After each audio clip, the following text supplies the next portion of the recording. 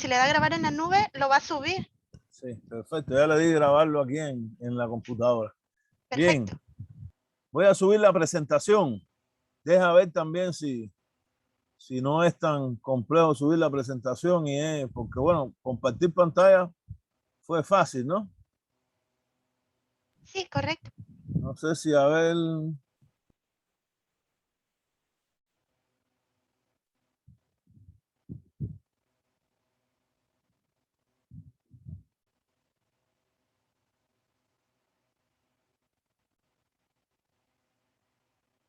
Igual no me sale aquí, por lo menos no me sale como normalmente lo hago, ¿no? Para subir la presentación de PowerPoint. Ah, vaya, en Teams sí da la oportunidad de que uno, digamos, la suba directamente desde el OneDrive, pero para trabajar con Zoom no se permite hacer eso. Entonces lo que hay que hacer acá es nada más compartir la pantalla, doctor. Aquí, Entonces donde dice aquí hay que compartir la pantalla obligado. obligada. Ah, bien. Entonces, Se lo digo porque acaba trabajo con los dos, entonces en Zoom no permite. eso no lo permite. Bien. Vamos entonces a... Donde dice Share Screen. Sí, como había hecho anteriormente, vamos a compartir entonces la pantalla. Justo. Bien. Todos la ven. Sí, se ve. Sí, es correcto. Perfecto. Esta es la primera presentación. No solo por la cantidad de láminas que tiene 18, voy a irlo, sino que cada lámina, por supuesto, necesita una explicación, que es lo más importante. Esta presentación, igual, creo que incluso ya está subida en formato presentación, en formato PDF, en el aula virtual, para que igual les sirva a ustedes de bibliografía. Empezando por el concepto de teoría del conocimiento. Es lo primero, ¿no? Se los leo y después se los comento. Es una rama de la filosofía centrada en el estudio del conocimiento humano. Dependiendo de la perspectiva académica específica, este término puede considerarse sinónimo de nociología, dedicada al estudio de la naturaleza del conocimiento, su origen y sus límites. Yo cuando di teoría del conocimiento en la carrera, o sea, cuando yo estudié hace bastante tiempo, por cierto, en la universidad, o sea, la licenciatura, la asignatura se llamaba nociología, no se llamaba teoría del conocimiento, o sea, se conocía como nociología. Y ustedes van a ver que incluso todavía hasta este momento, la mayoría de la bibliografía que aparece relacionada a los temas de la teoría del conocimiento aparece como nociología y no como teoría del conocimiento. Incluso hay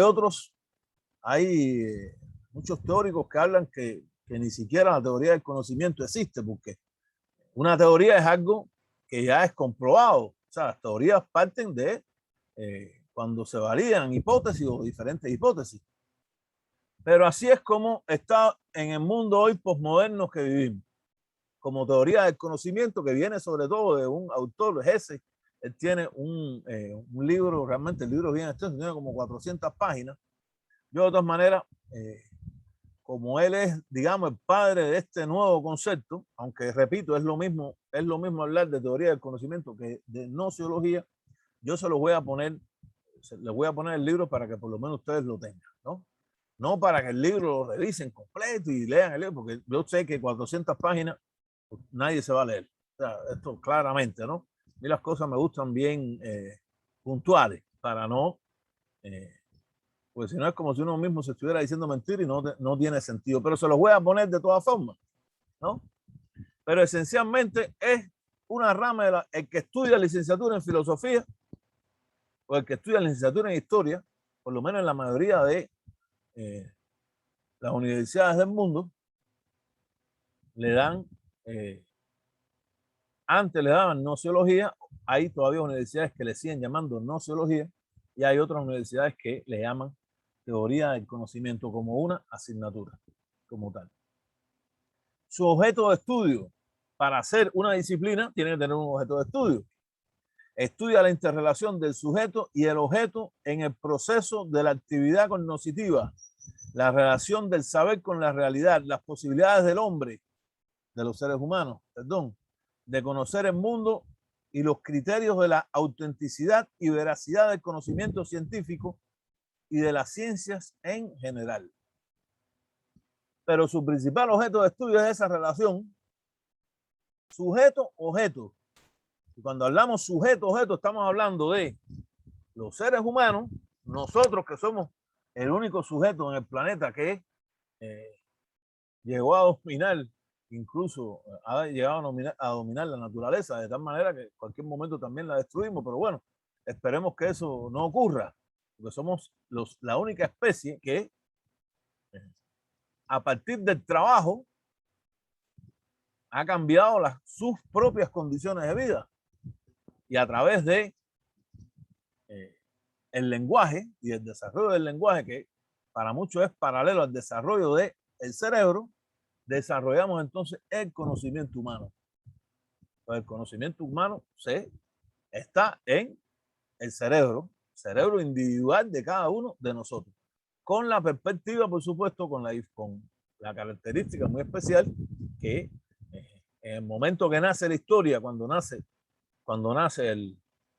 la escritura, por supuesto, el conocimiento, ese conocimiento acumulado, es más fácil de transmitir de generación a generación, cosa que no ocurrió en los miles de años de la historia, de la prehistoria de la humanidad, antes de que se descubriera la escritura.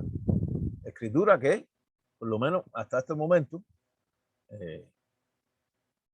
la primera, en la cultura sumeria, la primera cultura desarrollada en Mesopotamia, los actuales territorios de Irak, aunque en este momento hay descubrimientos arqueológicos que incluso dicen que hay también una escritura en territorios bien cercanos a lo que es hoy Irak y de la antigua Mesopotamia, en los actuales territorios de Irán, le han llamado escritura elamita, que también tiene más o menos los mismos años que la escritura cuneiforme sumeria.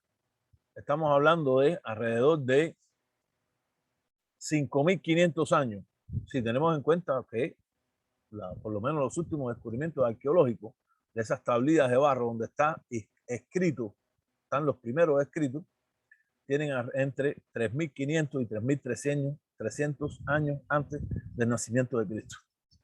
Por lo tanto, estamos hablando de más o menos 5.000, entre 5.300 y 5.500 años en que aparece la escritura como tal, y con eso, por supuesto, un desarrollo vertiginoso del conocimiento humano. Repito, porque el traslado que se va a hacer de generación en generación ya no va a ser de manera oral, sino que va a ser de manera escrita. Pero ese es su objeto fundamental. Seres humanos, realidad. Porque todos los objetos están en una realidad determinada.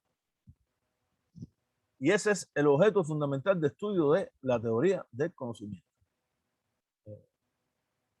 Podríamos adelantar incluso que cuál fue el primer objeto de estudio de los seres humanos como tal, y yo diría que ese objeto de estudio inicial fueron incluso sus propios medios de trabajo, sus instrumentos de trabajo.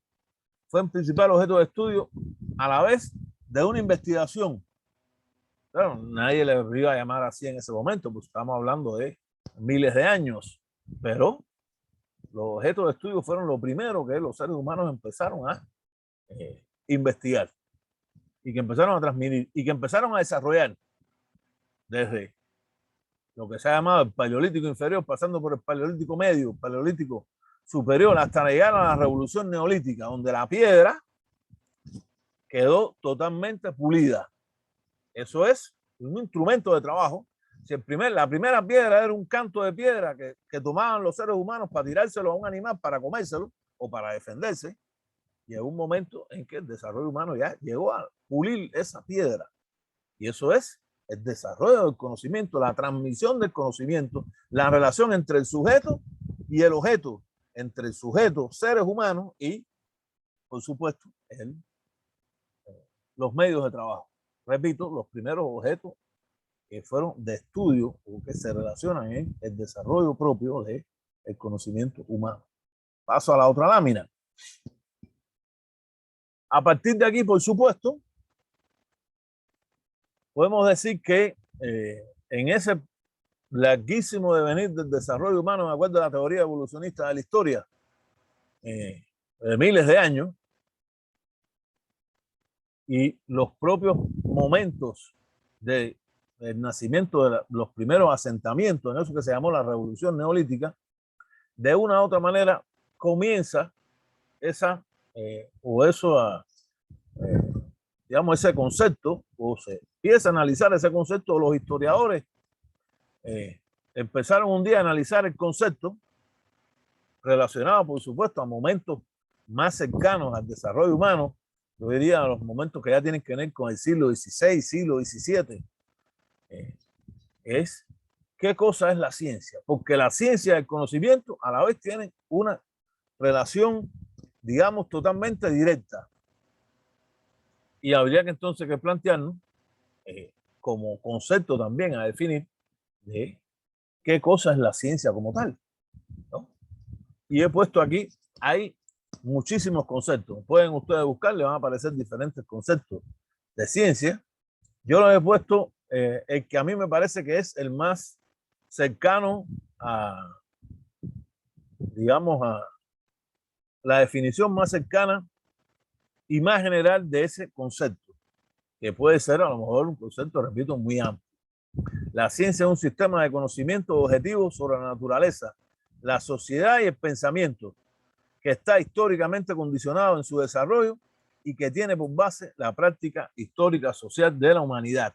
Con eso estamos hablando la ciencia como sistema de conocimiento. Quiere decir que ese conocimiento,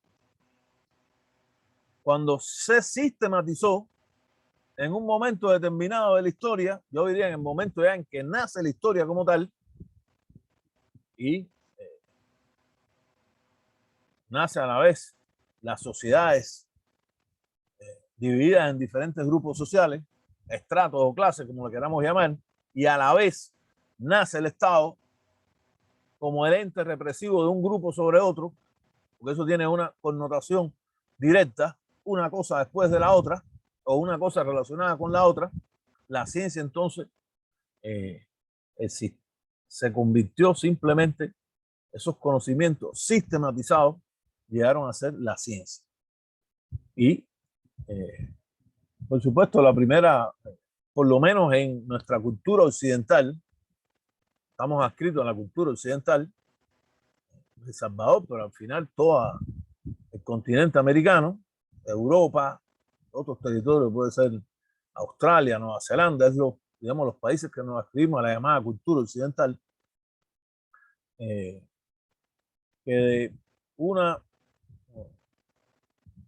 u otra forma tenemos características o troncos comunes en el desarrollo del conocimiento, que tuvo las etapas iniciales tanto en la civilización antigua egipcia como en la civilización antigua mesopotámica, pero que tiene su crisor finalmente en el desarrollo de lo que se llamó la filosofía clásica griega, que vamos a ver, por supuesto, y la vamos a analizar de manera específica, pero que es el momento donde esa filosofía se convirtió en, no es extraño que a la filosofía se le llame la madre de todas las ciencias, porque en ese momento, en esa Grecia, vamos a ver el momento clásico de Grecia, siglo V antes del nacimiento de Cristo, un filósofo era todo. En un filósofo estaban todos los conocimientos humanos agrupados, un sistema de conocimiento. Un filósofo era biólogo, era geógrafo, era historiador, estudiaba la ética, todas las cosas en una sola, digamos, disciplina que después, en el transcurso de los siglos, se fue dividiendo hasta lo que es hoy las diferentes ciencias, ¿no? Y la división incluso en diferentes grupos de ciencias. Pero como sistema como tal de conocimiento humano, ¿a qué se dedica de manera general? ¿Qué es lo que estudia? La naturaleza, la sociedad y el pensamiento. Porque en la naturaleza, la sociedad y el pensamiento está todo lo que el conocimiento de los seres humanos estamos buscando. Que después hay una especificidad en esos conocimientos. Y yo estoy especializado en el tema de odontología, y yo en el tema médico, y el otro en el tema histórico, y los otros en los temas sociológicos, nosotros los temas económicos, ya eso es otra cosa, ¿no? Pero ¿qué es lo que incluye el conocimiento humano como tal? Son todas esas facetas que tienen que ver con la naturaleza, la sociedad y el pensamiento, sin dejar nunca aparte el tema del pensamiento. Y a la vez, tenemos que decir que está históricamente condicionado porque el conocimiento humano es el mismo el conocimiento hoy, siglo XXI, siglo llamado del posmodernismo, de las redes sociales, de la robótica, de la nanotecnología. Este es el siglo de eso. Saber el siglo que viene cuál sea, pero ese es el siglo en que estamos viviendo. Hoy es igual al de la Grecia clásica, ¿no? No puede ser. ¿Por qué? Porque hay un condicionamiento histórico. Y en ese condicionamiento histórico relacionado al desarrollo mismo del conocimiento humano, Aristóteles no podía saber lo que sabemos hoy nosotros. O sea, Aristóteles, por ejemplo, no puede saber lo que sabe hoy Manuel Castel o lo que sabía Hayek. No puede, porque está históricamente, porque hay momentos históricos diferentes. Y por eso es tan importante cuando se va a hacer una investigación cualquiera o vamos a determinar un objeto de estudio, analizar ese estudio que vamos a hacer en un momento histórico determinado, un momento muy concreto. Y de ahí parten, por supuesto, los marcos temporales, los marcos espaciales, el propio marco histórico, el estado de la cuestión, que otros llaman estado del arte, o las dos cosas al final es lo mismo, parten de eso, de que es necesario analizar ese momento histórico determinado. Y por eso el pensamiento va a estar históricamente determinado. Y tienen una base, por supuesto, que está determinada por la práctica social de la humanidad, porque la humanidad vivimos en sociedad. No podemos vivir de otra manera que no sea en sociedad. A mí siempre me ha parecido este concepto de ciencia a partir de como sistema de conocimiento es más apropiado, es más general para, digamos, a partir de posiblemente particularizar en otras definiciones que tienen que ver a lo mejor con las ciencias matemáticas o con las ciencias económicas o con otras valoraciones. Yo he oído muchas veces eso, las ciencias duras y por otro lado las ciencias blandas. Y cuando digo, bueno, ¿y cuáles son las ciencias blandas? No, la sociedad. Y uno siempre tiene que ponerse a pensar qué es lo más difícil que hay de determinar en el mundo este, si no es la sociedad. La sociedad es lo más difícil. La sociedad está llena de variables, infinitas variables. Una sola variable puede determinar el resultado de una investigación. Entonces, ¿cómo llamarle a las ciencias sociales? Ciencias blandas. A mí, yo soy partidario de que eso se elimine y que se llame de otra manera. Porque, repito, no hay nada más difícil de conocer que la sociedad humana. Es lo más difícil. Y de predecir es más difícil todavía, ¿no? Más difícil todavía.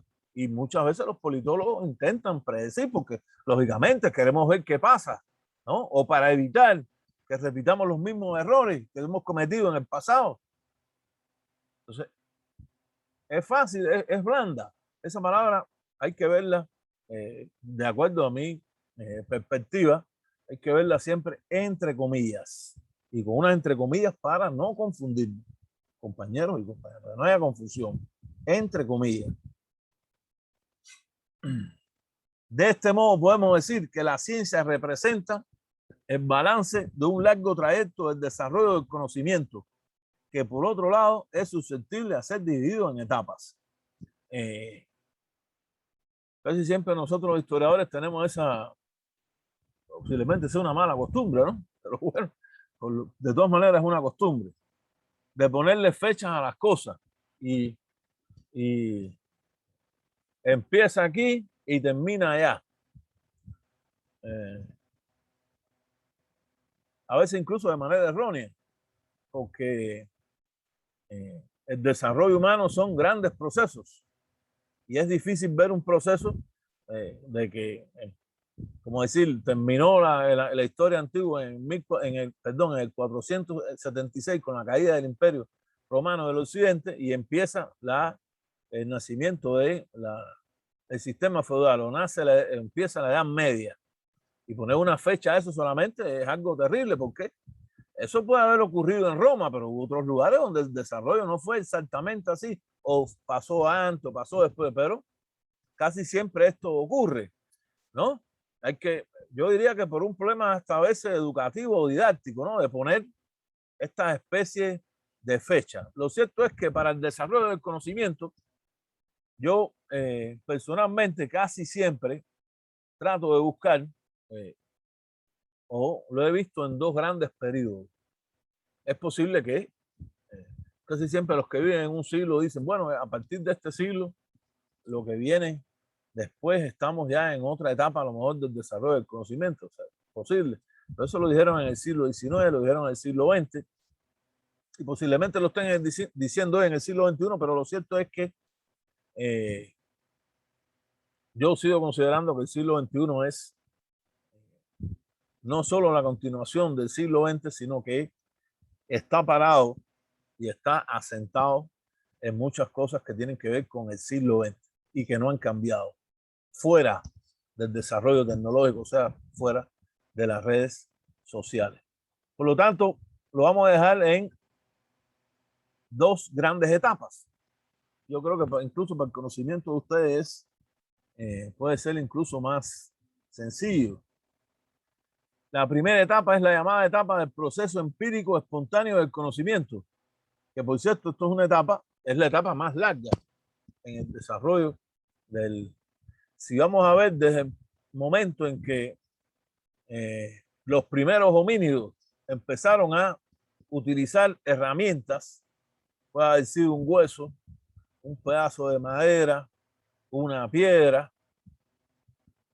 Estamos hablando de un desarrollo de miles de años, de acuerdo a la teoría evolucionista de la historia. Esta etapa es la etapa mayor y es la etapa que comienza en esos mismos albores del desarrollo de nuestra especie. Recordemos todos que somos Homo sapiens sapiens. Hoy dicen que sapiens sapiens es un tercer sapiens.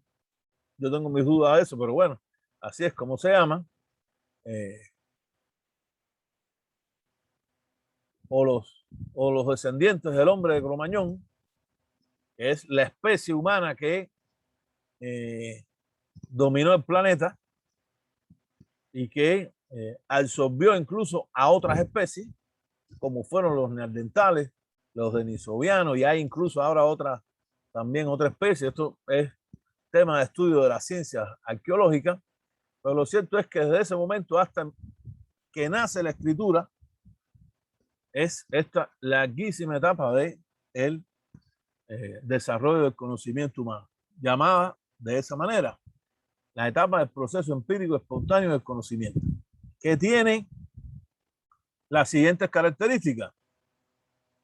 En esta etapa, el conocimiento se encuentra muy estrechamente relacionado con la actividad laboral de la sociedad. ¿Por qué? Como le había dicho anteriormente, porque el principal objeto de estudio va a ser los propios instrumentos de trabajo. Y porque los seres humanos en ese momento, su primer pensamiento era cómo sobrevivir ante las grandes fieras que todavía existían y ante incluso los enfrentamientos entre diferentes, se ha llamado a veces tribu, otros han llamado hordas. Todo esto habría que ponerlo entre comillas, digamos que eran enfrentamientos entre grupos humanos por nuevos territorios, por territorios de caza, en lo que también a veces muchos historiadores han llamado desde el siglo XIX hasta nuestros días como la época de la barbarie, porque realmente se vivía en barbarie. Pero eso implicaba que no se desarrollara el conocimiento, no. Ahí se estaba desarrollando el conocimiento, porque si no se desarrolla el conocimiento, sigamos, bueno, por lo menos seguiríamos viviendo en la misma barbarie de esa época. Hoy, digamos, entre comillas, esa barbarie tiene otras características, ¿no? Que no es objeto de, por lo menos, de que hablemos ahora, ¿no? Pero la actividad laboral era lo fundamental, porque implicaba la sobrevivencia de la especie como tal. Toda esta parte aquí, compañero, donde dice los hombres, me disculpan, es seres humanos. Prometo que en un momento arreglaré eso y le pondré seres humanos. Ustedes saben que en la bibliografía, desgraciadamente, casi siempre sale hombres, ¿no? Refiriéndose y no debe ser hombre, en último caso, hombres y mujeres, y para que sea de manera genérica, yo creería que es mejor hablar de seres humanos como tal. Por lo tanto, les pido a las compañeras que me disculpen todas las veces que aparecen hombres solamente. Todos los hombres por igual participan en la actividad cognitiva. Quiere decir que todo el mundo está aprendiendo de manera igual o prácticamente igual o muy similar. Había una participación de todos. Esto es importante tenerlo en cuenta porque después, en la otra etapa, eso cambia. Y como cambia, entonces esto es una característica de esta primera etapa, ¿no? Es todos los seres humanos participando en la misma, todos conociendo de todo. De la tierra, de las armas, de cómo cortar las pieles, de lo que fuera, relacionado, repito, a la sobrevivencia de la especie. Tercero, sucede aquí que el conocimiento, al estar en función de la experiencia y de la actividad laboral y productiva inmediata de las personas, se desarrolla y forma parte de todas. No hay grupos especializados que se dediquen a una actividad específica de conocer. Quiere decir que no hay un grupo específico que diga, nosotros estudiamos esto y los otros, ustedes lo que tienen que hacer es ir a cazar los animales o ir a producir, empezar, porque hubo un momento, la revolución neolítica, el asentamiento, nacieron las primeras asentamientos humanos, las primeras protociudades, digamos. No existe todavía eso en ese momento. O sea, no hay nadie que se especialice en nada. Todo el mundo está haciendo en la práctica lo mismo. Otra característica, no existen medios especiales para obtener el conocimiento, sino que los instrumentos de trabajo fueron los que dispusieron para llegar a obtener el conocimiento del mundo circundante, relacionado directamente, por supuesto, y relacionado, digamos, esta característica a una comparación con la etapa posterior, que es la etapa, repito, que llega hasta nuestros días, donde, por supuesto, los medios especiales del conocimiento son muchísimos, ¿no? Empezamos por pocos. Hoy los medios de conocimiento son extremadamente amplios. Posiblemente ni siquiera todos los que estemos aquí conozcamos cuáles son todos esos medios para obtener conocimiento. Y estoy hablando de medios que pueden ser desde posiblemente técnicas de investigación, pero microscopios, aceleradores de partículas y cosas esas que a veces uno, leyendo la bibliografía que tiene que ver con el desarrollo incluso de la robótica, se encuentra con, yo personalmente les digo, con cosas que me declaro un neófito total porque ni siquiera sé de qué es lo que están hablando. Hay que buscar la bibliografía y ponerse a revisar para por lo menos tener una mínima idea de qué es o a qué se está refiriendo. La otra parte igual, los objetos del conocimiento, lo que se va conociendo, fueron ante todo los instrumentos y objetos del trabajo. Eso es lo primero. Repito, compañeras y compañeros. Y puede parecer algo, pasan miles de años, ¿no? Y uno dice, bueno, ¿y cómo es posible que en tantos miles de años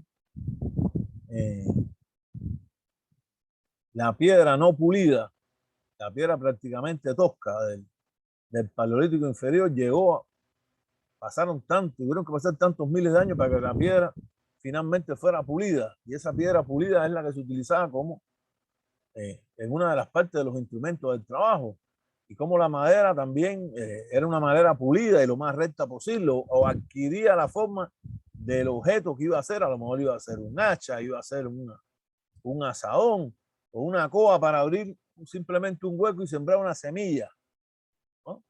Con miles de años para que eso ocurra.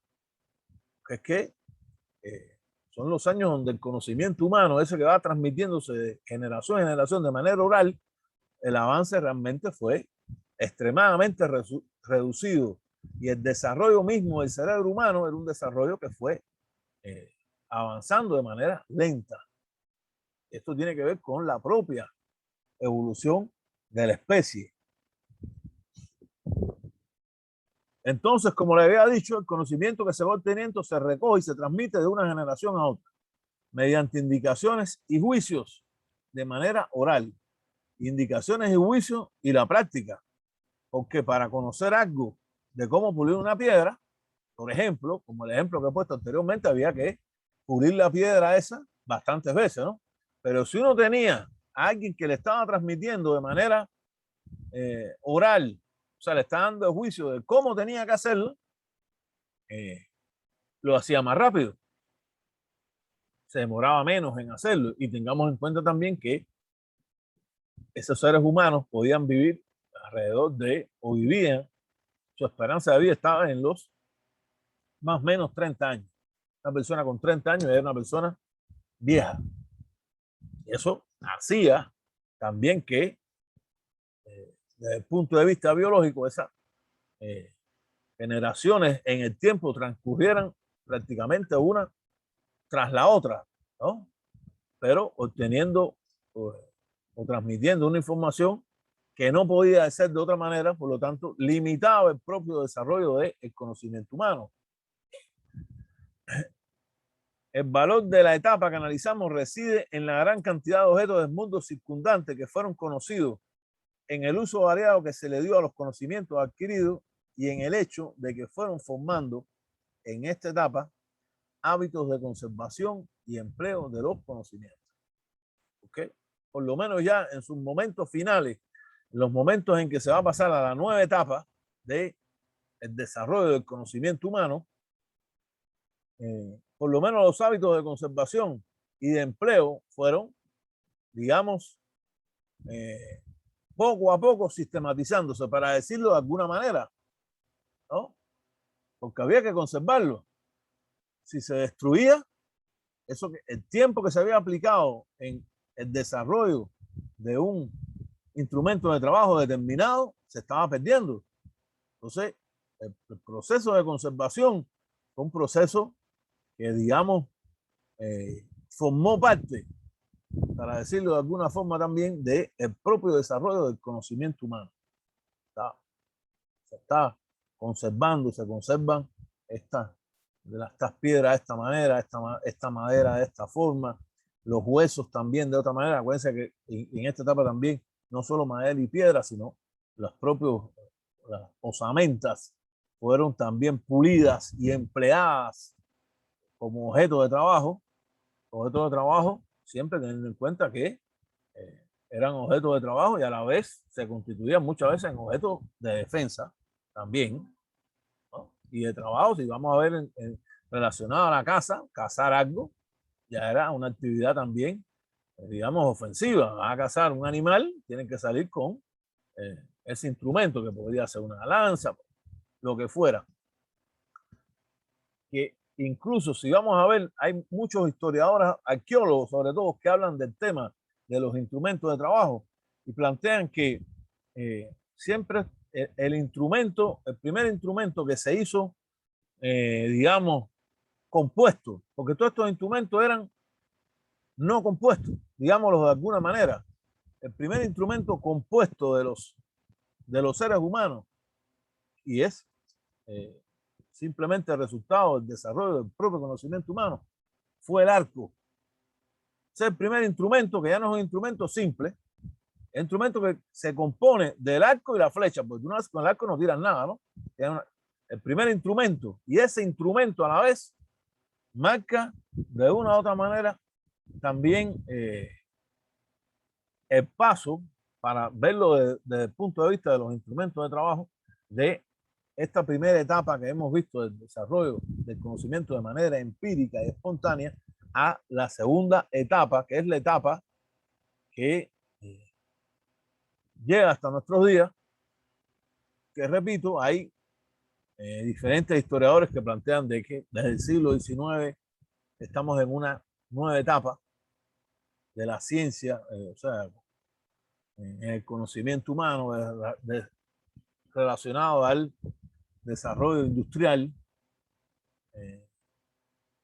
Es posible que haya que verlo así, es posible que en un momento eso se determine como tal y estaríamos entonces en el tercer siglo de la tercera etapa del desarrollo del conocimiento, que es de las llamadas sociedades industriales.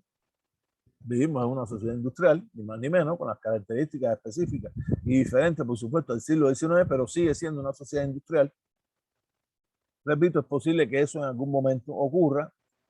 Hay alguna bibliografía relacionada a esto, pero yo he preferido que lo veamos de manera general en dos grandes etapas del desarrollo del conocimiento. Esa primera que ya hemos visto del desarrollo empírico espontáneo del conocimiento, y una segunda etapa que es la etapa de la aparición de la ciencia como una forma especial del conocimiento. O sea, la ciencia como forma de sistematizar el conocimiento hace que el conocimiento, su empleo, o hace de su empleo unas valoraciones diferentes a como se había a como se había manifestado hasta ese momento. En esta etapa surge con la aparición de las clases sociales, clases, grupos, estratos, como ustedes quieran llamarle, la lucha entre esas propias clases, grupos, estratos, y la división, la primera división del trabajo entre trabajo manual y trabajo intelectual. Esto es súper importante tenerlo en cuenta. Ante todo el trabajo manual, intelectual era el mismo. De una manera espontánea, era analizando esos mismos objetos de trabajo. A partir de este momento cambia y surge un grupo, como dice aquí la segunda, la actividad cognitiva se realiza solo por un grupo de personas que están debidamente preparadas para esta actividad cognitiva especial llamada ciencia. ¿De dónde parte ese primer grupo? ¿Cómo ver eso? Porque eso tiene, por supuesto, un análisis que evidentemente es puramente histórico, sociológico, antropológico. Pero en la base está la historia humana. Ese primer grupo es un grupo que va a estar vinculado a la vez de la ciencia con el desarrollo de la religión. En el caso de las grandes civilizaciones, las primeras grandes civilizaciones, los primeros grandes protoestados, protoimperios, protorreinos, como se le quiera llamar, de la historia humana, en el antiguo Egipto, en Mesopotamia, en la India y en China, con características geográficas específicas: río Nilo en Egipto, Tigris y Éufrates en Mesopotamia, Indo y Ganges en la India, y el río Rojo y el río Amarillo en China. Son las tres grandes civilizaciones, las tres primeras grandes civilizaciones que conoce la historia de la humanidad. Y esas tres grandes civilizaciones, digamos, el poder de ese grupo que, digamos,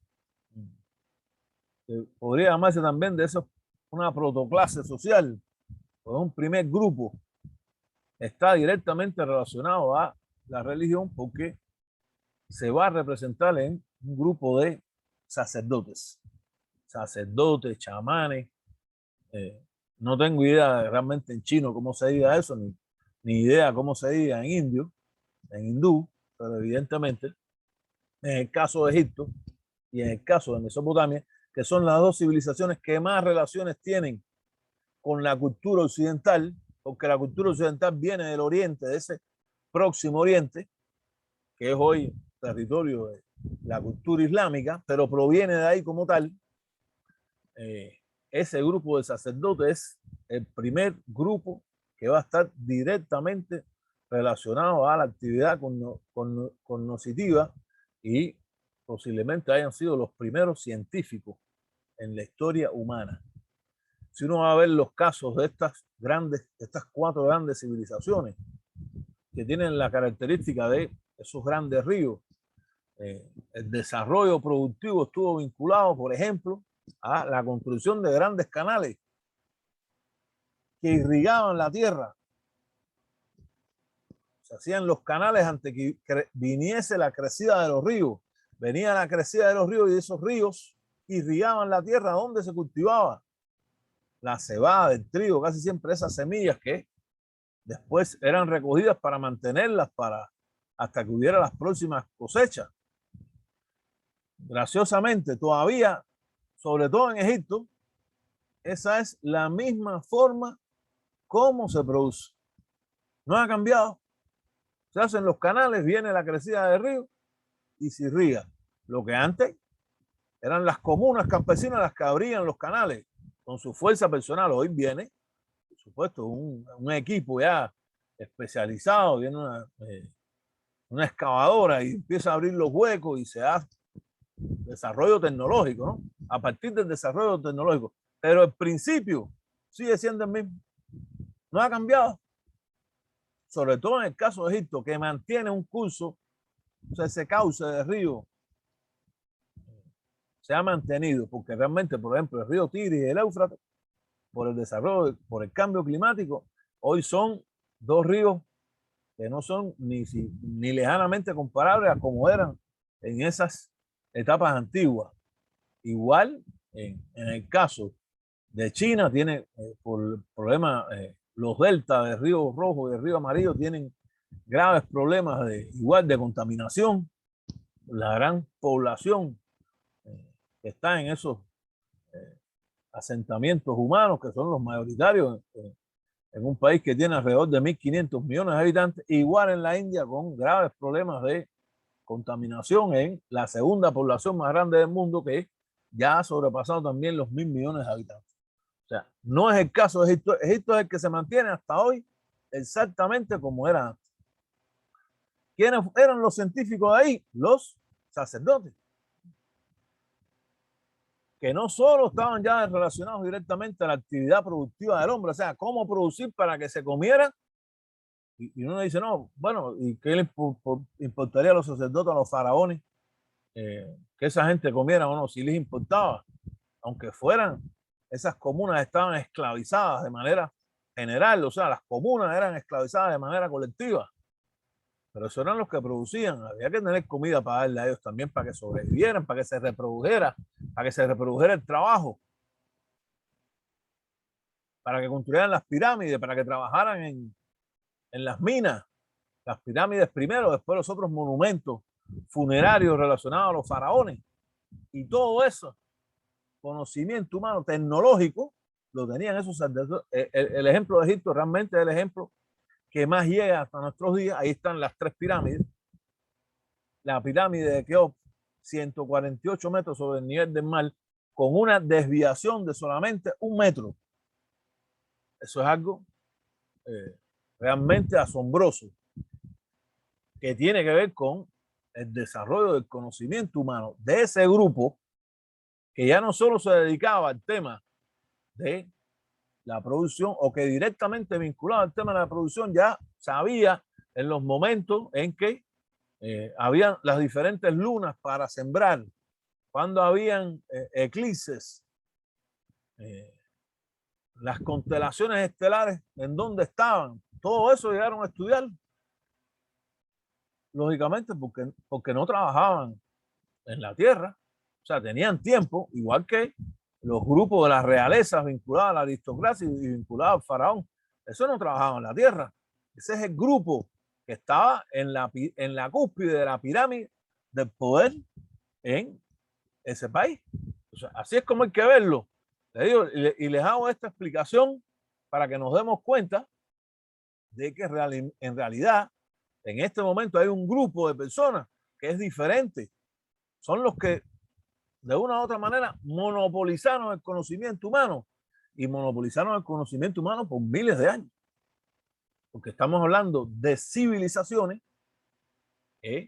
La civilización egipcia, si vamos a contarlo del momento más o menos, están entre 3200 antes de Cristo, del nacimiento de Cristo, hasta el año 37 antes del nacimiento de Cristo, que es cuando muere Cleopatra VII y desaparece como tal ese Estado nacional que había sido ocupado por otros territorios antes, pero que en ese momento desapareció como tal y ya empezó a ser parte ya propiamente del Imperio Romano como tal.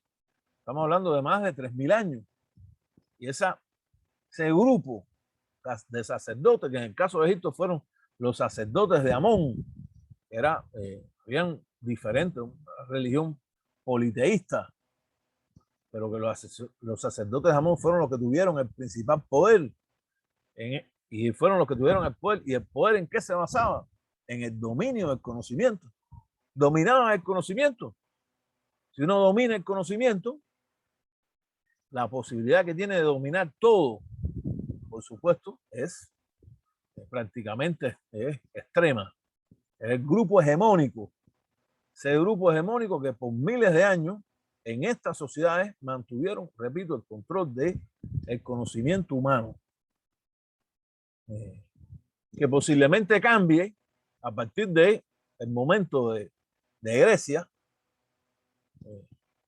el desarrollo de la filosofía griega en Atenas y en otras ciudades griegas, cuando, digamos, el acceso que había tenido este grupo muy, digamos, cerrado, llegó o empezó a hacerse más amplio y, digamos, otros sectores que no tenían que estar directamente o ser aristócratas o tener, y en el caso de Grecia estamos hablando de el nacimiento incluso de la democracia.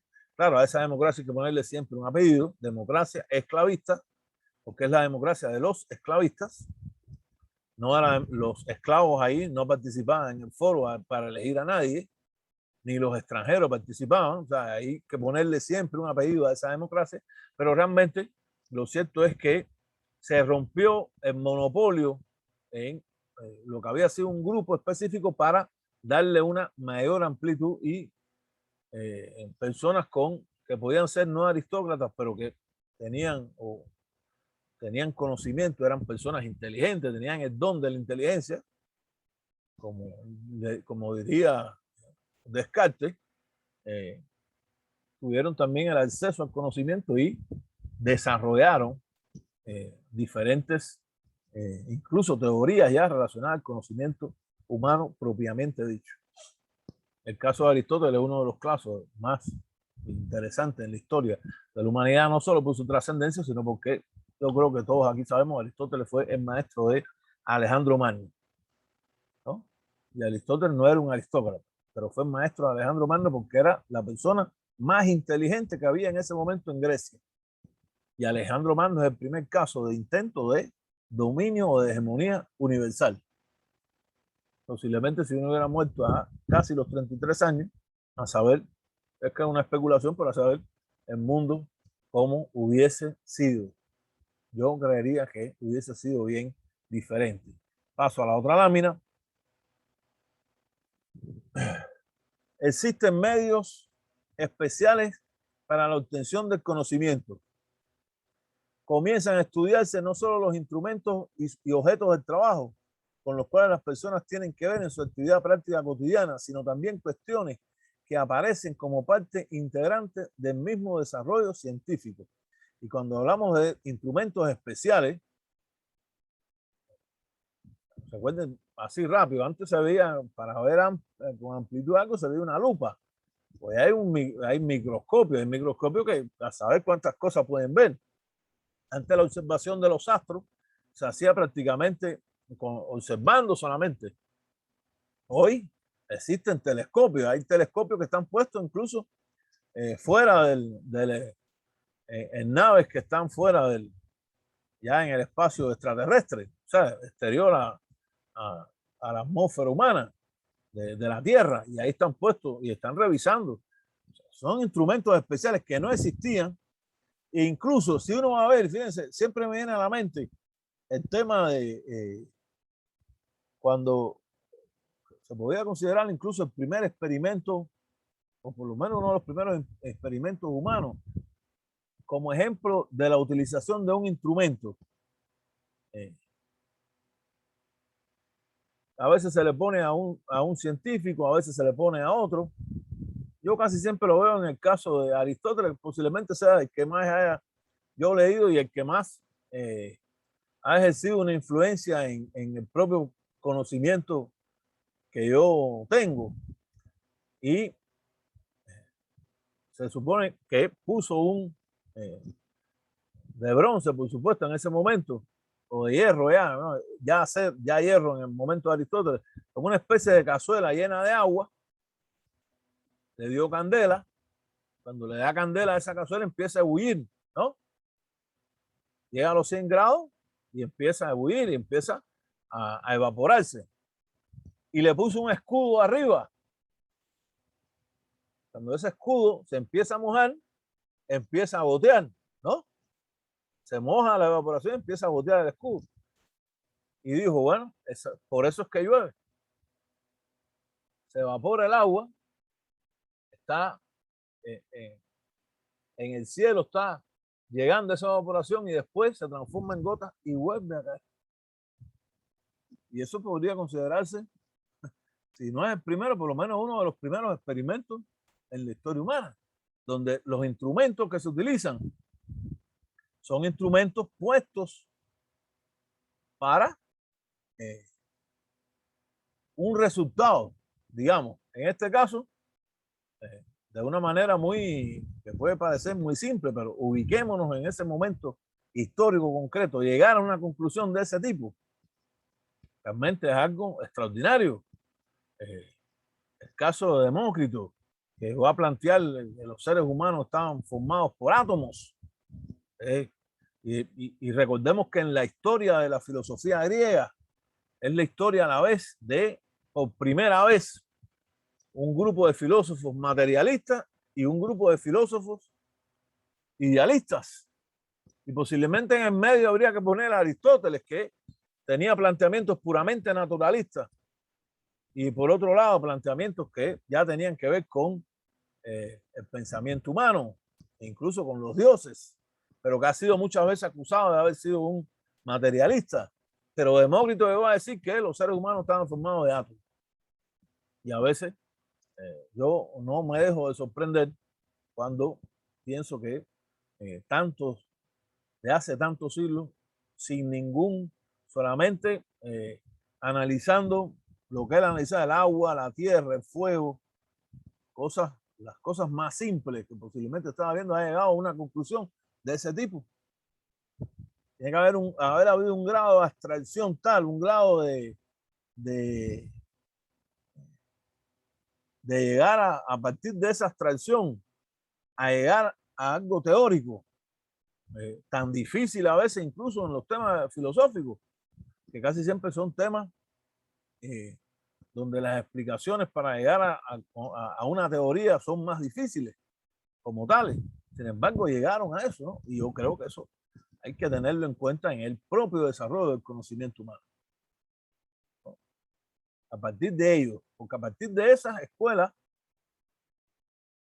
está, o sea, los primeros basamentos de la cultura occidental, que es la cultura a la cual nosotros nos ascribimos. Somos parte de esa cultura occidental. En el mundo hay tres grandes, digamos, claro, siempre hay países que pueden estar digamos, en la fronterizo, en la frontera de uno en otro, pero hay tres grandes culturas: la cultura occidental, la cultura islámica y la cultura del lejano oriente. Son las tres grandes culturas, divididas a la vez, por supuesto, en subcultura, a veces hasta comunitariamente. Hay comunidades o países que dentro de países, diferentes comunidades con diferentes pensamientos culturales. Pero esos son los tres grandes. Nosotros estamos relacionados a la cultura occidental, y la cultura occidental parte del pensamiento de Grecia, de esos clásicos de la cultura griega. que tuvieron como antecedente, porque el conocimiento humano es un conocimiento acumulado. ¿Cuál es el antecedente de ellos? Egipto y Mesopotamia. No es extraño, Sócrates, que posiblemente habría que considerar como el primero analizando estos temas y el desarrollo del conocimiento humano, visitó Egipto. Y uno dice, ¿por qué? ¿Y para qué fue a visitar Egipto? Es que en Egipto estaba el conocimiento, ¿no?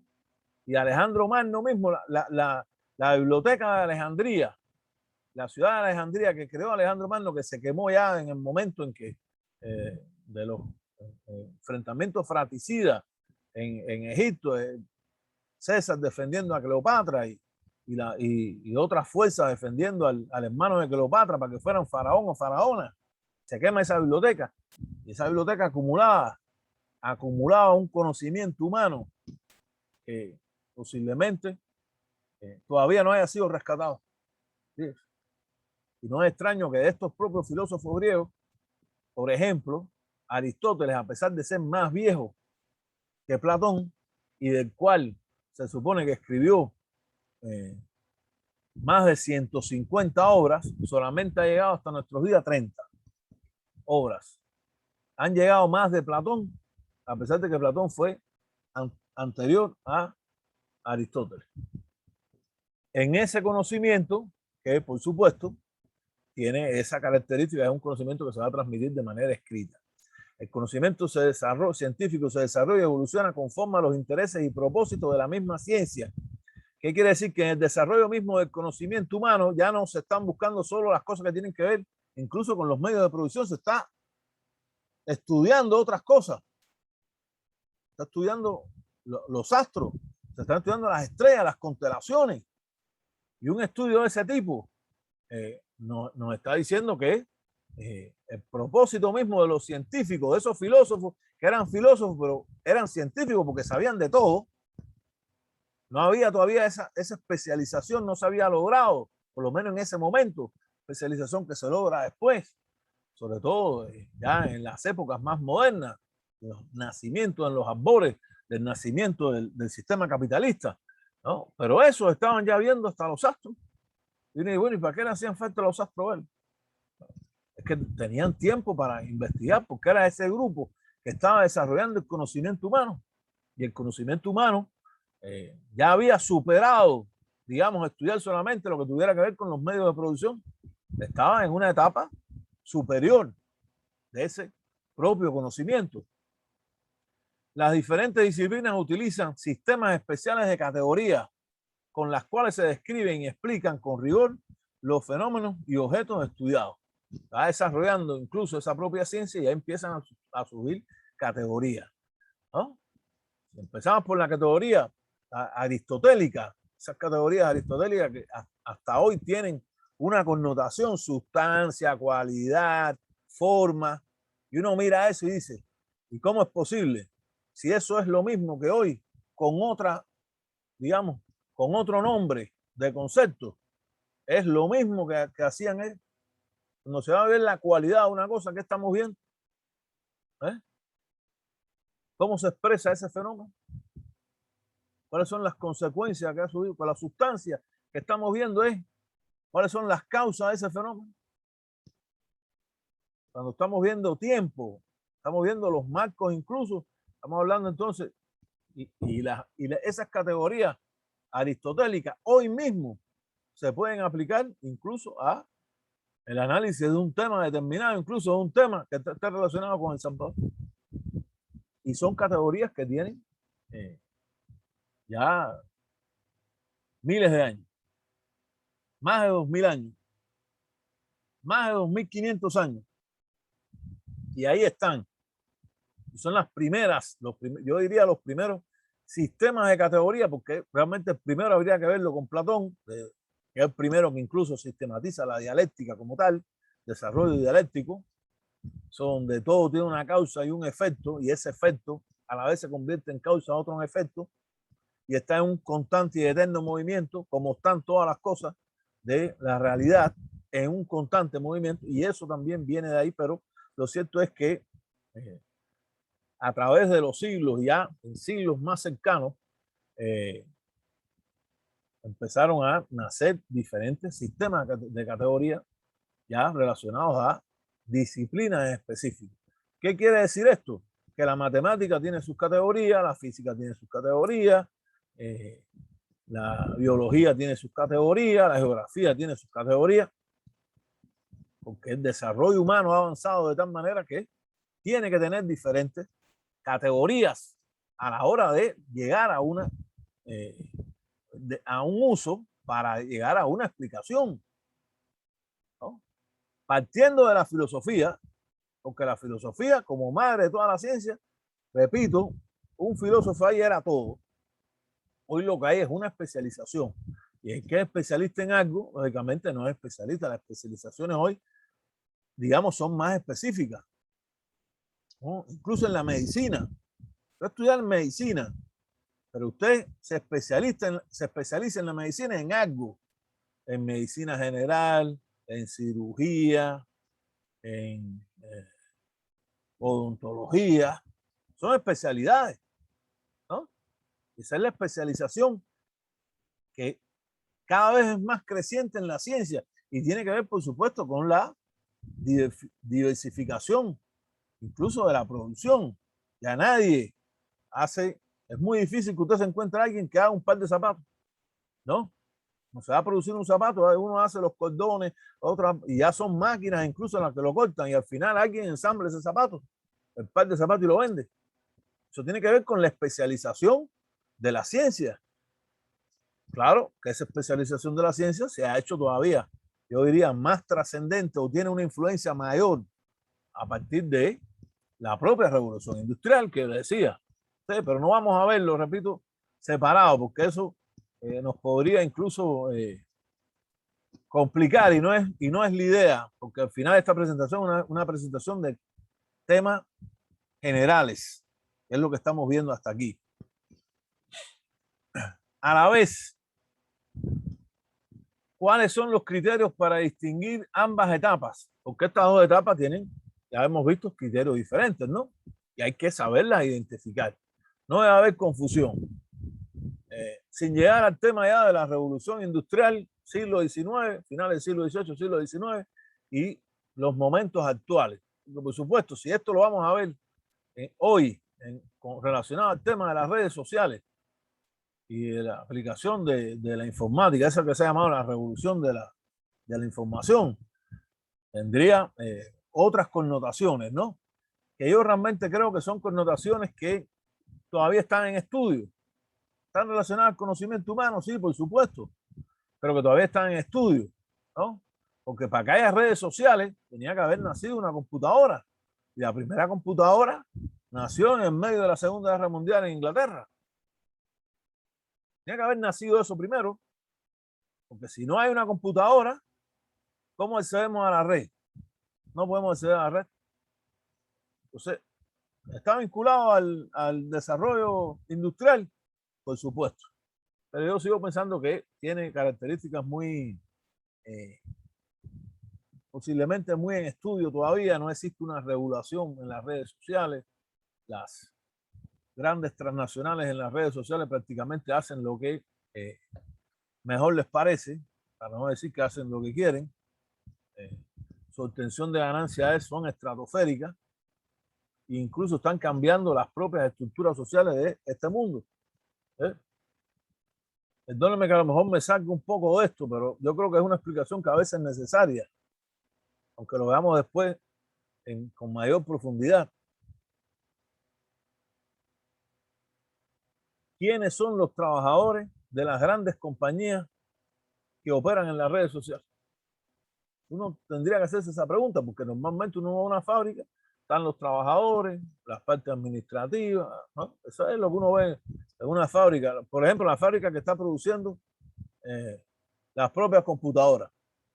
Porque tiene que haber, hay una realidad virtual y una realidad social. Hay que hacer una computadora y hay que hacer una tablet y hay que hacer un celular inteligente, un smartphone. Si no, no se puede acceder. Pero en esas redes donde estamos todos y todas estamos en la red, ¿quiénes son los trabajadores de la red? Nosotros mismos. somos los trabajadores. Porque si en las redes no hubiesen personas interactuando, no hubiesen redes. Nosotros somos los que interactuamos en las redes. Somos los trabajadores. Toman nuestros perfiles y los venden. ¿Y quién nos paga? Nadie. Fíjese qué cambio en el mundo de hoy, ¿no? Qué connotación realmente, pero son cosas, por supuesto, que están en constante cambio. Todavía para acceder a la red tenemos hasta que pagar. Cuando el acceso a internet debe ser gratis, mínimamente. Si a ellos les conviene que mientras más personas hay en la red, mejor para ellos, más perfiles tienen para vender y más cosas venden a más personas. ¿No? Esto hace cambios realmente en la propia estructura social que son difíciles, incluso todavía difíciles de analizar, ¿no? Relacionados al desarrollo propio, repito, de esa estructura social, de la estructura social actual. Hay teóricos que dicen que las redes no son sociales, no son antisociales, porque uno no se ve. No hay un contacto físico. Habría que ver si es necesario siempre un contacto físico para que haya una sociedad. Pero repito, esas son cosas que están en puro análisis. Entonces, por eso es que yo, posible que de aquí a 50 años ya esto se vea de otra manera, pero hoy verlo así a mí me surge siempre la duda, ¿no? Me da como que no hay todavía la información, ni los estudios, ni las investigaciones suficientes como para llegar a una aproximación a ese objeto de estudio. Porque eso es simplemente un objeto de estudio que son las redes sociales, que son objetos de estudio de todos y todas. Es difícil, compañeras y compañeros, nosotros hoy vivimos en esa red. Si salimos de la casa y dejamos el celular, salimos corriendo para atrás porque es como si nos faltara un brazo, la mitad del cerebro o algo así. Salimos corriendo porque no estamos conectados. Y a uno le entra hasta temor, ¿no? Si me llaman del trabajo y sale para atrás. Eso crean hasta cambios de la conciencia social. Están creando cambios. Ahora, ¿está realmente eso estudiado o no? Nosotros somos posiblemente los primeros que entramos en lo que, para saber cómo se va mañana, una nueva sociedad, una sociedad virtual que en realidad tiene una relación directa con la realidad social. Es posible. Pero hoy todavía se habla de una realidad social, que tiene que haber una realidad virtual. Pero ¿hasta qué punto esa realidad es virtual solamente y no es social? Es difícil desde el punto de vista incluso que yo le estoy dando una clase a ustedes aquí. Y entonces, y esto no es social. Tiene que ver con un tema educativo. La educación es de la sociedad pura. Todas son las cosas que evidentemente hoy todavía más distinguen esta etapa realmente que es totalmente diferente y que habría que ver. La forma de participación en la actividad cognitiva, existencia o no de medios especiales del conocimiento, el tipo de objeto que se conoce y la forma en que se organiza y estructura el conocimiento. Estos son cambios realmente que fueron cambios realmente trascendentales. Me dice Alejandro, me pone en el chat, transhumanismo.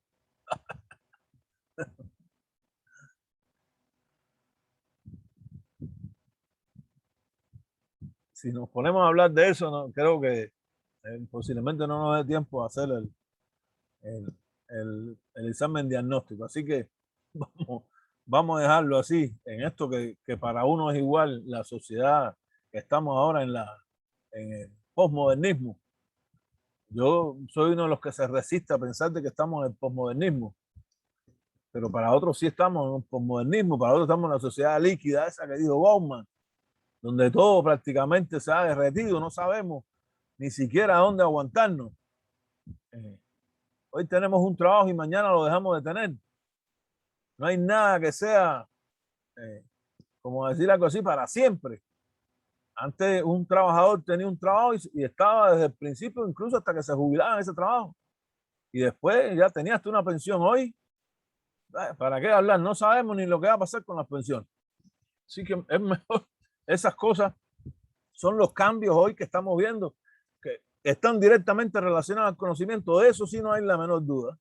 Fíjense, compañeros, hoy es un momento, estamos viendo el momento de cambios trascendentales, porque las mismas redes están vinculadas directamente a la robótica. Ustedes saben que los logaritmos es un robot. Eso que se dicen los bots, al final es robot. Lo que pasa es que hasta en inglés le quitan la parte de adelante, ¿no? Y le ponen los bots solo, pero son robots. ¿Cuál es la transferencia del conocimiento que le estamos haciendo a esa inteligencia artificial? Esa inteligencia artificial. Y esa inteligencia artificial, ¿hasta qué punto vamos a ser nosotros dependientes de esa inteligencia artificial? Que ya no es del conocimiento humano. Tiene que ver con el conocimiento humano, porque hay inteligencia artificial, porque los seres humanos hemos creado esa inteligencia artificial, ¿no? Si no hubiese habido conocimiento humano acumulado por miles de años, no hubiese inteligencia artificial. Pero hoy está ahí la inteligencia artificial absorbiendo lo que nosotros, cada uno de nosotros de manera personal, no puede absorber, ni puede tener en sus manos, ni puede tener el acceso. Es realmente imposible. Por lo menos hasta estos momentos de los estudios que tienen que ver con el cerebro humano. No sabemos los límites del cerebro humano, ni lo sabemos. Es posible que estemos limitando incluso el desarrollo del cerebro humano y sea más. Es posible. Pero todo eso sigue cayendo en especulaciones. Y lo cierto es que el conocimiento robotizado, la inteligencia artificial, sí no tiene límites. Si no se le pone un límite, e incluso hay muchos teóricos que plantean que llegará un momento que esos límites la inteligencia artificial los pueda romper. Y esa inteligencia artificial crear a la vez su propia inteligencia. Casi que podríamos estar cayendo en temas de ciencia ficción, pero digamos que son situaciones que hoy se ven y que de una u otra manera se discuten y que están directamente relacionadas al propio conocimiento humano.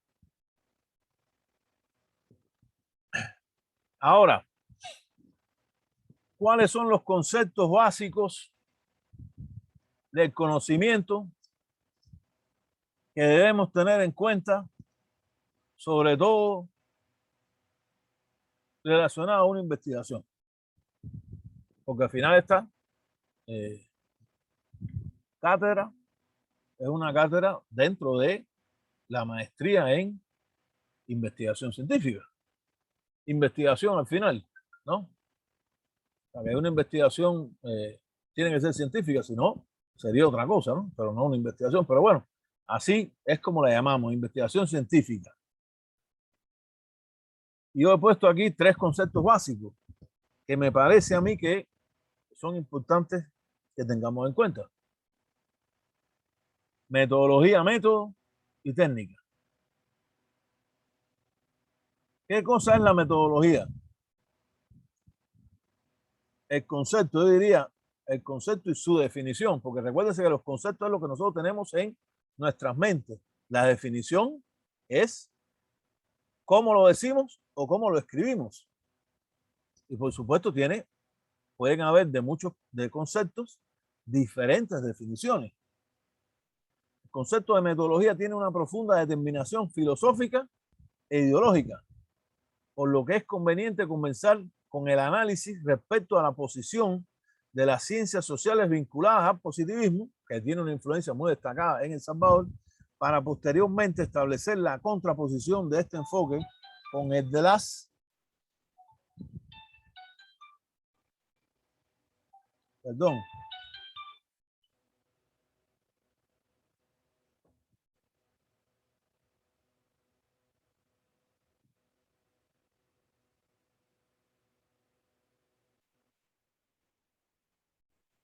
Sabe que había quitado el tono al celular, no se lo había quitado.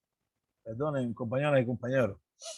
Para establecer la contraposición de este enfoque con los de las ciencias sociales relacionadas a las llamadas teorías sociocríticas, especialmente relacionadas a el realismo crítico y al marxismo, desde mi punto de vista, que son de una u otra forma las tres corrientes de pensamiento que más influencia han ejercido en El Salvador. Positivismo,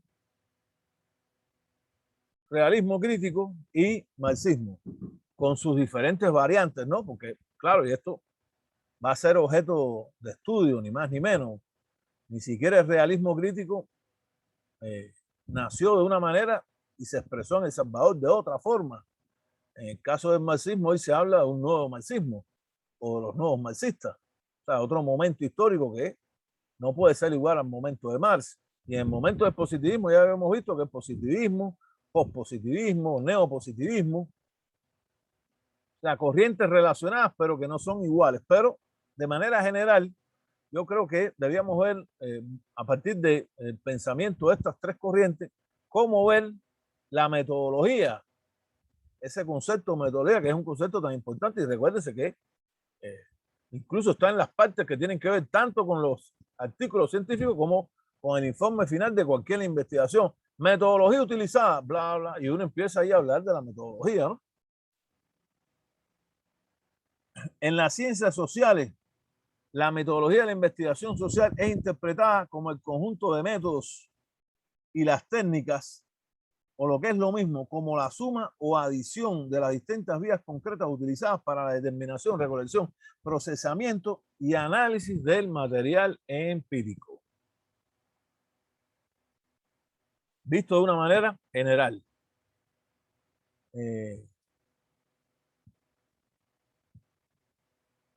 Y es lo que, por supuesto, cuando se va a hablar de la metodología y ustedes tienen que explicar, bueno, qué metodología ustedes han utilizado, es lo que ustedes tienen que escribir. Van a decir cuáles son los métodos.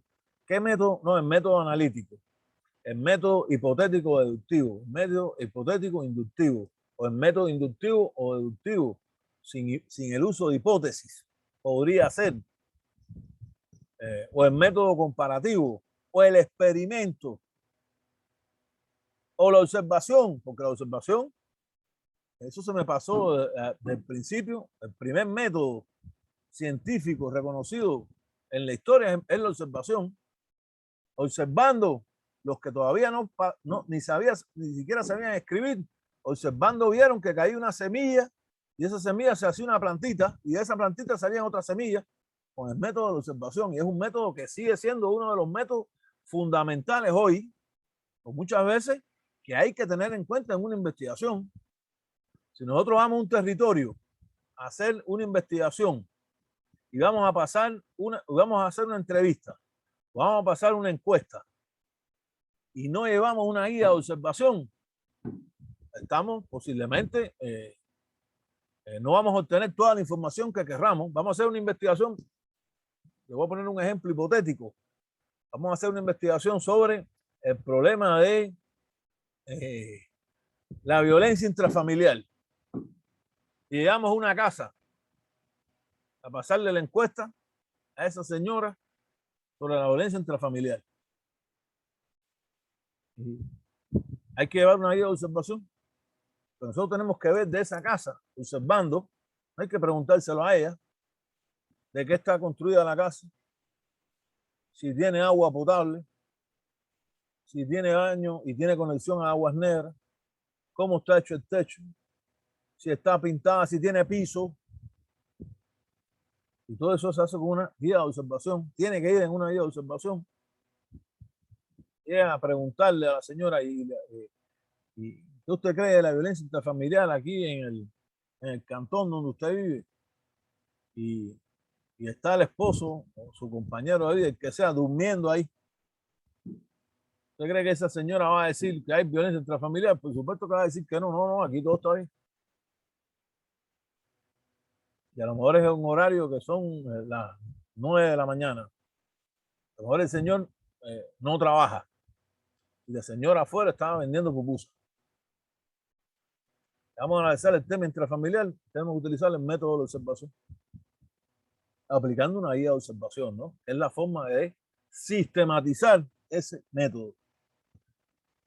Pero estamos viendo que hay diferentes métodos. De todas maneras, esto, aunque hay una gran cantidad de bibliografía, yo tengo algunos resúmenes que tienen que ver con diferentes métodos, o sea, resumidos, que yo igual, con gusto, se los voy a pasar. Me dice Lourdes, en nuestro diseño metodológico se deben establecer las variables de estudio.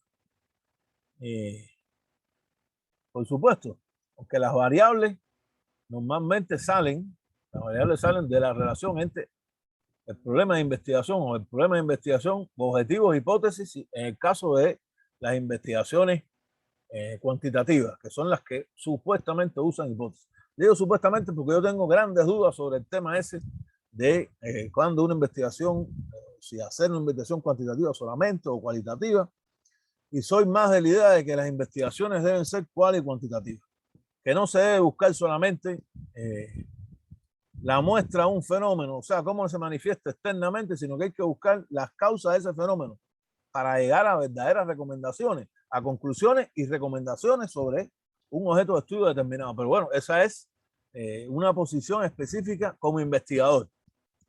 Lo cierto es que hoy, sobre todo siguiendo a mi estimado Sampieri, el planteamiento, que es un planteamiento que se ha hecho muy general en el caso de El Salvador, investigaciones cuantitativas, cualitativas y cuantitativas, con especificaciones relacionadas a el tema de las variables, las dimensiones, cómo medir esas dimensiones. Todo esto, por supuesto, tiene su marco metodológico para plantearlo, ¿no? Estas son las dimensiones. ¿Cómo lo vamos a buscar? Ahí es donde están, porque para buscar la información empírica hay que aplicar instrumentos o técnicas que en este caso, por ejemplo, relacionadas a métodos, muchas veces se confunden. ¿Es la observación un método o es una técnica? Porque si se aplica una guía de observación, se convierte en una técnica porque usted está recogiendo una información empírica. Pues fíjese, hasta todo eso hay que tenerlo muchas veces en cuenta y hasta hoy, hasta nuestros días, se discute.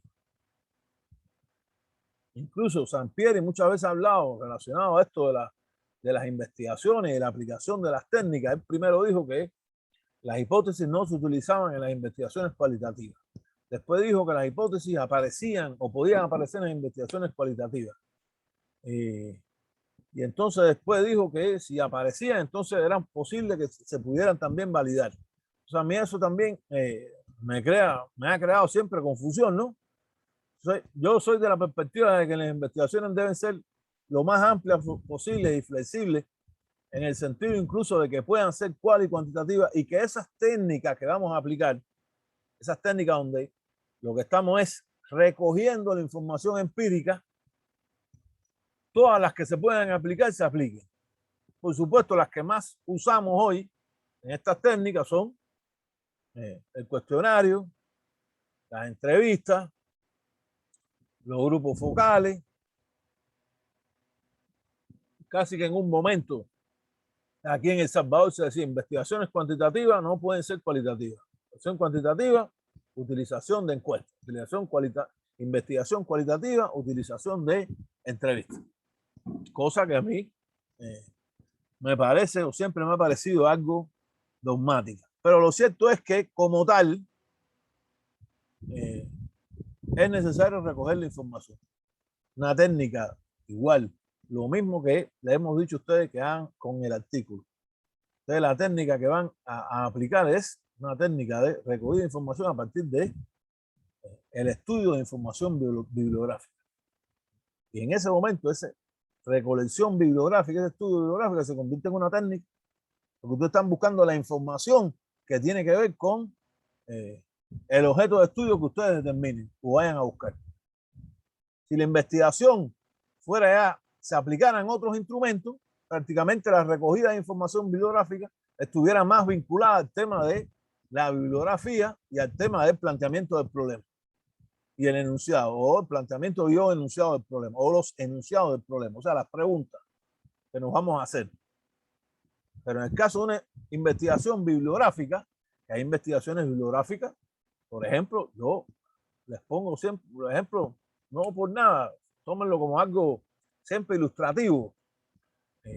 Hace poco yo revisé un artículo sobre el método comparativo en la historia, por ejemplo, de una universidad colombiana, y me mandaba a decir, y el artículo como tal es un artículo bibliográfico, porque es obligado que sea artículo bibliográfico, tiene que buscar la información y tiene menos trascendencia por ser bibliográfico, ¿no? O sea, a veces hasta lo más difícil es escoger la bibliografía que en realidad nos sirve para hacer un marco, una introducción, el planteamiento del problema, un marco teórico conceptual. A veces eso es lo más difícil, porque hay tanta información que tenemos que ser capaces de ver cuál es la que nos sirve, cuál es la que medianamente nos sirve y cuál es la que no nos sirve.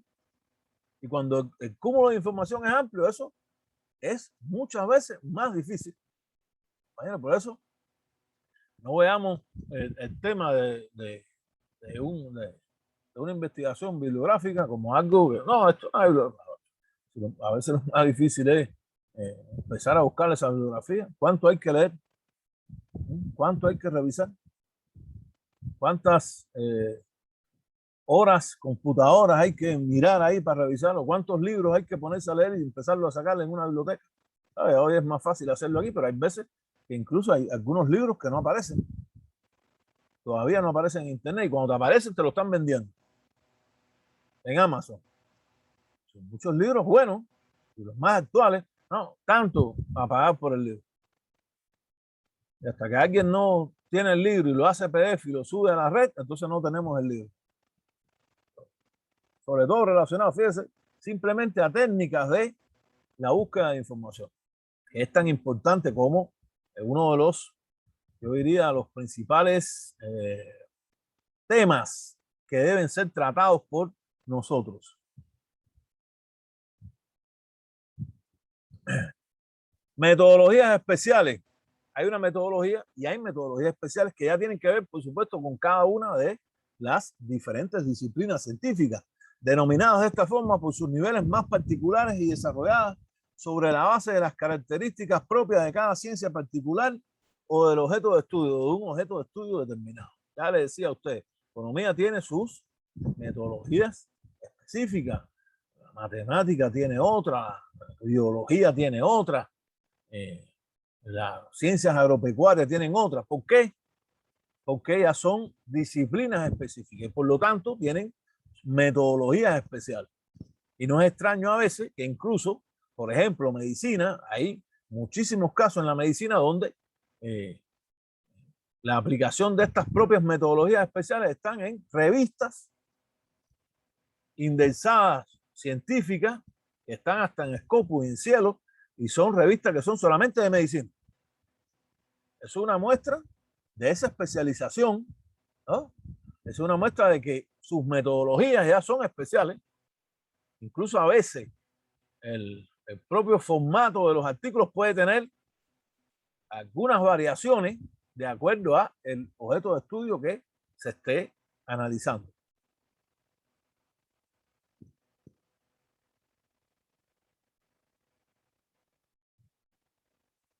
Aquí está el concepto de método y técnica. Se los voy a leer para que podamos terminar y hacer y les voy a dejar entonces el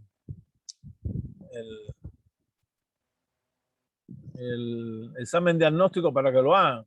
De verdad que esto casi siempre es largo. Concepto de método. Método es la forma de abordar la realidad, de estudiar los fenómenos de la naturaleza, la sociedad y el pensamiento, con el propósito de descubrir la esencia de los mismos y sus relaciones.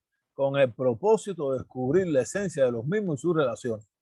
Si vamos a descubrir la esencia de los mismos y sus relaciones, a partir de ahí, las investigaciones deben ser lo más amplias posible y más flexibles y deben tener una parte evidentemente enfocada a las cualidades que haya que buscar. Por eso es que, repito, yo soy de la idea de que las investigaciones deben ser lo más amplias posible.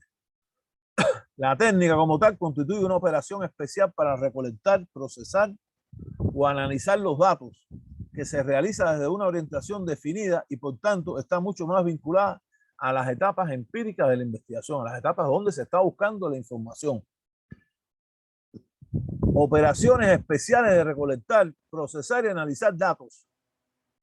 Por eso hay una encuesta, por eso que hay grupos focales, por eso las encuestas incluso no son iguales, Fíjense, pues nosotros, por eso no podemos hacer una encuesta, reunir un grupo entero y pasarle una encuesta.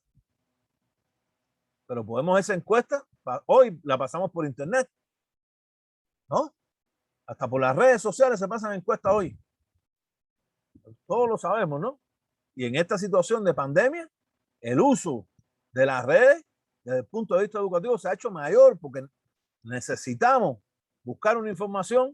A lo mejor no se puede ir a ese lugar. A lo mejor ahí mismo hay un brote de, perdón, epidémico, entonces, pero tenemos entonces las redes y es una vía de resolver el problema, ¿no? No es lo mismo, por aquí se puede hacer una entrevista, yo puedo entrevistar a cualquiera de ustedes aquí, pero es igual entrevistarlo por aquí o entrevistarlo de manera personal, no. Porque de manera personal, la relación que existe el entrevistador y el entrevistado tiene otra característica que son propias. ¿Eh?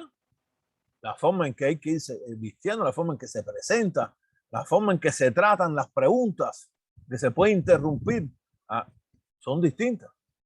Fíjense, pues podemos decirlo así de manera genérica, de manera general, pero hay características especiales que tienen que ver ya con un momento concreto en que se están aplicando esas técnicas.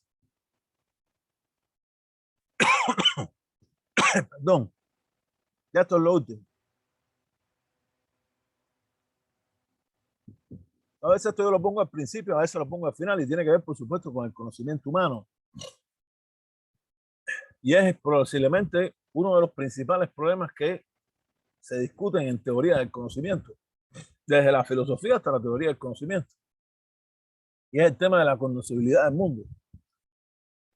La concepción realista parte del supuesto de que el mundo conocido es exterior al sujeto y constituye un ideal de nuestro conocimiento, el adecuarse con una realidad previamente dada. Para unos, la actitud realista más consecuente es la que viene acompañada del calificativo de crítico, o sea, el realismo crítico. Frente a las posiciones antes señaladas, las diferentes formas de subjetivismo señalan en diversa medida la idea de que el conocimiento es un asunto fundamentalmente subjetivo, sin que sea posible entender la conexión entre nuestro conocimiento y la realidad que pretendemos conocer. Algunas concepciones actuales, como el fenomenalismo, el operacionalismo, el instrumentalismo, presentan en el fondo diversas variantes de ese idealismo subjetivo. O sea, hay dos grandes variantes y a la vez hay posiciones, hay creen que el mundo es conocido, otros que dudan de que el mundo pueda ser conocido y otros que plantean de que el mundo no puede ser conocido, siempre relacionado a estas posiciones de casi siempre subjetivistas. O sea, que el sujeto es el que, cada sujeto tiene su propio conocimiento y de ahí incluso su percepción de la realidad comparado con otro varía. Y eso, desde muchos puntos de vista psicológicos, puede ser cierto. Pero desde mi punto de vista, el conocimiento está ahí. El conocimiento se ha acumulado por miles de años y hoy tiene la posibilidad de que está escrito. Por lo tanto, hasta este momento histórico concreto se ha conocido lo que se podía conocer. Pasará, seguirá la historia avanzando, el desarrollo científico y vendrán entonces otros conocimientos que serán entonces asimilados por las nuevas generaciones. Yo así es como lo veo, ¿no? O sea, como un conocimiento acumulado por muchas generaciones sobre los diferentes objetos que antes eran muy generales y hoy son cada vez más particulares. Voy a dejar de presentar. En un momento ir al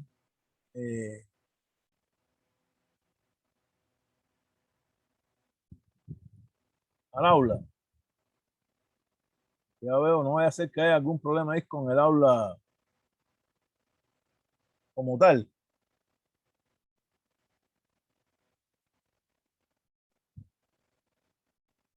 Si ustedes se pueden poner en el aula, ustedes ven que está el examen. Yo voy a ver qué decía aquí para editarlo, ¿no? Por supuesto.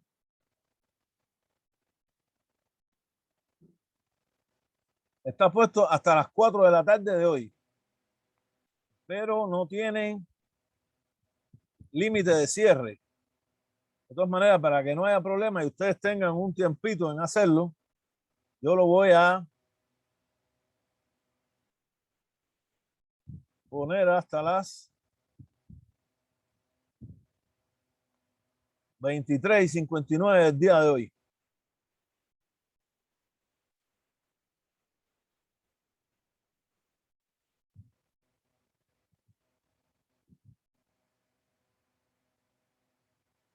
Entonces, solamente que tenga un tiempo ahora, lo hace y lo sube, y tienen todo, no tienen otras cosas que hacer, y ya realmente, de acuerdo a lo que quedamos, ¿no? Ya nos hemos pasado 5 minutos. Háganlo como mejor les convenga. Lo principal, compañero, compañera, esto no es una evaluación, no es para que busquen bibliografía. Ahí están las preguntas. Escriban. Pregunta que tiene que ver con lo que sé. Ustedes escriben qué es lo que les viene a la mente a ustedes. Eso es lo que yo quiero saber. Porque si lo sacan de la bibliografía, buscan ahora, por ejemplo, marxismo, y ustedes buscan la bibliografía, voy a decir, ya saben de eso. Entonces voy a ponerle cosas que a lo mejor no son necesarias, o no llegarían hasta ahí. Entonces es preferible, ¿no?, que lo hagamos de esa manera que yo les pido, para que sea un diagnóstico de verdad.